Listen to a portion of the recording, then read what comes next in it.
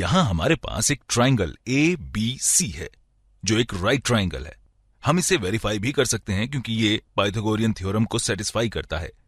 यहां 8 का स्क्वायर मतलब 64 प्लस 15 का स्क्वायर मतलब 225 होगा, तो 64 प्लस 225 इक्वल 289 होगा, जो 17 का स्क्वायर होता है।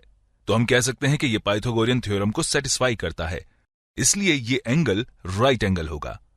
यहां हमें cos ABC जो यहां इस एंगल के इक्वल टू है प्लस 60 डिग्री का वैल्यू पता करना है। इसे सरल करने के लिए हमारे पास कोई आसान तरीका नहीं है, लेकिन हमारे पास कुछ ट्रिग्नोमेट्रिक आइडेंटिटीज हैं जिनको यूज करते हुए हम इसे एक ऐसे रूप में लिखेंगे जिससे इसका वैल्यू आसानी से निकाल सकें। हम जानते हैं कि cos A plus B equal to cos A times cos B minus sin A times sin B होता है। इसी आइडेंटिटी को यूज करते हुए हम cos ABC प्लस 60 डिग्री का वैल्यू प्राप्त कर सकते हैं। तो यहां cos ABC plus 60 degree equal to हम इसे इस तरह लिखेंगे cos ABC times cos 60 degree minus sin ABC times sin 60 degree. यहां ये एंगल ABC है, यहां भी एंगल ABC है, यहां ये एंगल 60 डिग्री है और यहां भी एंगल 60 डिग्री है। चलिए अब इन सब का वैल्यू निकालते हैं। पता करते हैं कि cos ABC का वैल्यू क्या होगा। मैं इसे यहां करता हूं cos ABC। हम यहां 100 का तोआ डेफिनेशन का प्रयोग करेंगे। हम जानते हैं कि cos theta equal to base जो यहां इस कोण के लिए है अपॉन हाइपोटेन्यूज होता है, इसलिए cos ABC equal to 15 upon 17 होगा। तो यहां ये 15 अपॉन 17 के इक्वल होगा। अब पता करते हैं कि cos 60 डिग्री इक्वल टू क्या होगा।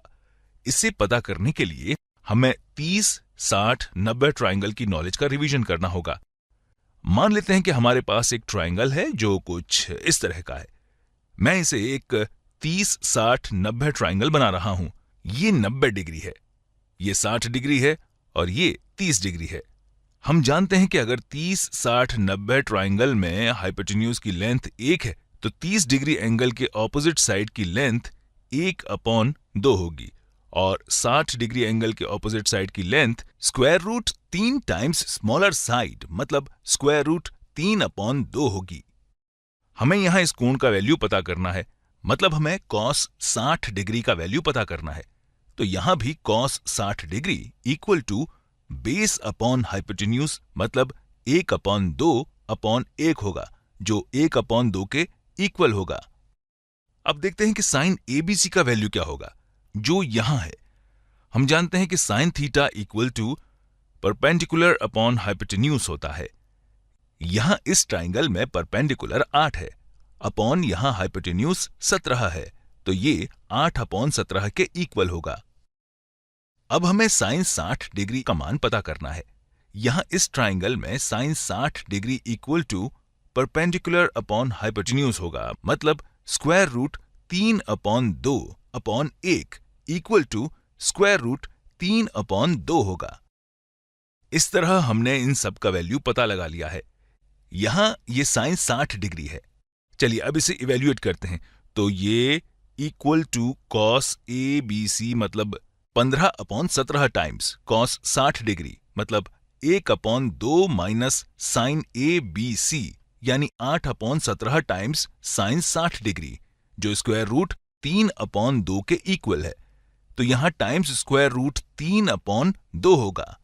अब इसे सिंप्लीफाई करते हैं तो ये इक्वल टू 1/2 टाइम्स 15/17 मतलब 15/34 माइनस 8/2 यानी कि 4 मतलब 4 स्क्वायर रूट 3/17 होगा। हमने इसे सिंप्लीफाई कर लिया है। अगर हम चाहें तो इसे और सिंप्लीफाई कर सकते हैं। हम यहां कॉमन डिनोमिनेटर 34 कर सकते हैं, मतलब हम इसे 8 टाइम्स स्क्वायर रूट 3/34 भी लिख सकते हैं और फिर इन दोनों को ऐड कर सकते हैं। लेकिन हमारा ये आंसर अपने सिंपलेस्ट फॉर्म में है, इसलिए cos ABC plus 60 degree equal to 15/34 minus 4 square root 3/17 होगा।